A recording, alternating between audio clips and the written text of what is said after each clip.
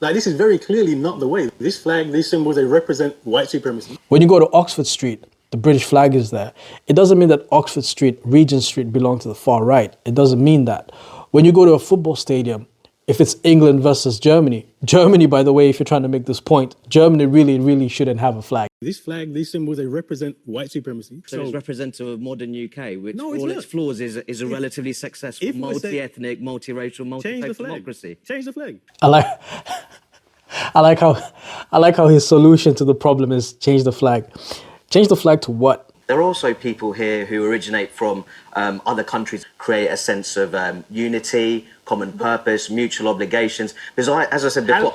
I like how it's two brown men having this conversation. To me, it sounds like this individual comes from a place of pain, and something happened in his past. He talks about when he was a kid, people chased him and his parents. He has associated those people and those negative actions with the flag. And that's why he speaks this way. He's not established the fact that those negative people are just negative people. Negative people perform actions on their own. They don't, whether the flag is there or not, they would have chased you down the road. It didn't matter because the flag didn't tell them to chase you.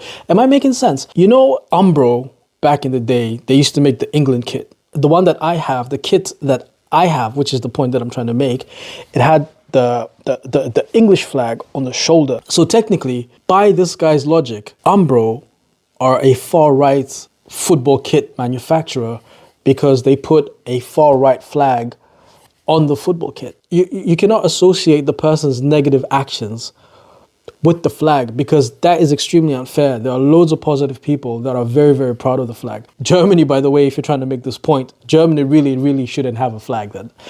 if you're really trying to argue this, Germany should have no flag. Like the German flag should just be like a transparent fabric. If you see English flags all over the stadium, it doesn't mean that the stadium is full of far-right people. We're there to watch England versus Belgium. By the way, that's another country. King Leopold. That guy was absolutely insane. Like, Belgian people shouldn't have a flag. Because of his experience in life, and I feel for him, he's unable to detach those negative actions that have taken part in his history.